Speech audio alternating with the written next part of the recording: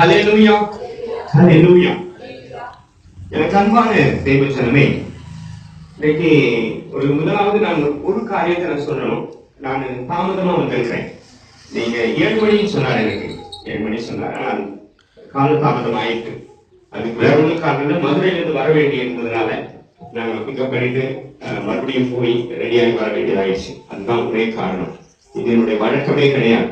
எப்போதுமே குறைந்தபட்சம் 5 நிமிடம் 10 நிமிடம் ஆவது முன்னாடி இருப்பேன் ஆராதனைக்கு. இதுதான் எங்க வழக்கம். என்னுடைய ஊழிய காலத்துல 2009 ஊழியத்துல இருக்கிறோம். இதான் ஃபர்ஸ்ட் டைம் நான் லேட்டா வந்தது. அதனால இருந்தாலும் என்னுடைய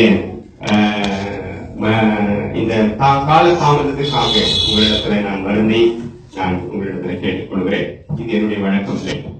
சரி, அடுத்ததாக நம்ம இப்ப எவ்வளவு நேரம் பேச போறோம்னு தெரியல. ஏன்னா எனக்கு 8 சபைகள் இருக்குதுன்னு சொல்லியிருக்கிறாங்க, 8 ஊழியர்கள் இருக்கு. அடுத்து எத்தனை மணி எனக்கு தெரியல, நான் பேசவே இல்லை. அவர் சொன்னார் இல்லையா, பார்க்கவே கிடையாது.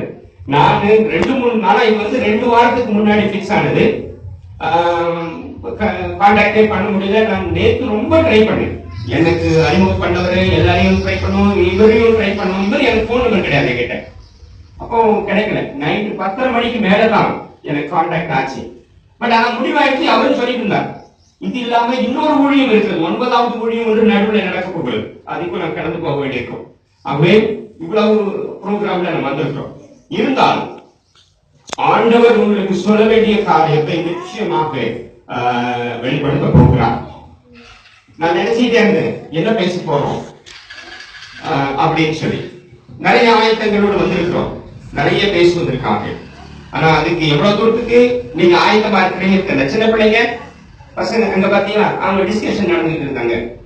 அவங்க அடுத்தது நீ தான் பேச போறியா? அப்படியா? இல்ல இல்ல, நீ பேசல. பாட்டு பாடுவீங்களா? நீங்க பாட்டு பாடுவீங்களா? வசனம் சொல்றீங்களா? வசனம் சொல்றீங்களா? சொல்ல மாட்டீங்க. சரி, யாருக்கு வசனம் சொல்ல தெரியும்? பத்தியா? சரி, ஓகே. நீ சொல்லு. Very good. ஒரே ஒருத்தர் தானா? ஒரே ஒருத்தர் தான் கை தூக்குறாங்க. 2 பேர் கை தூக்குறாங்க. இப்ப எல்லாருமே தூக்குவாங்களே. Very good. என்ன பார்க்கணும்? நான் கொஞ்ச நேரம் என்ன பார்க்கணும். நான் இப்ப நினைச்சிட்டு இருந்தேன், என்ன பேச போறோம், என்ன ஆண்டவரை பேசணும் அப்படின்னு சொல்லி. எங்களுக்கு இது வழக்கம். ஏன்னா ஆண்டவர் சில செய்திகளை கொடுத்து அனுப்புவார், கூடவே சூழ்நிலைகளை எங்களுக்கு உணர்த்துவார். இப்ப நான் கவனிச்சேன், என்ன பேச போறோம். நான் பைபிள் எடுத்துட்டு உட்கார்ந்து வசனத்தை கொடுத்துட்டார், இந்த வசனம் தான் அப்படின்னு சொல்லிட்டார். சரி, அடுத்தது என்ன பேசலாம் அப்படின்னு நினைக்கும் போது சகோதரி ஜெபம் பண்றாங்க.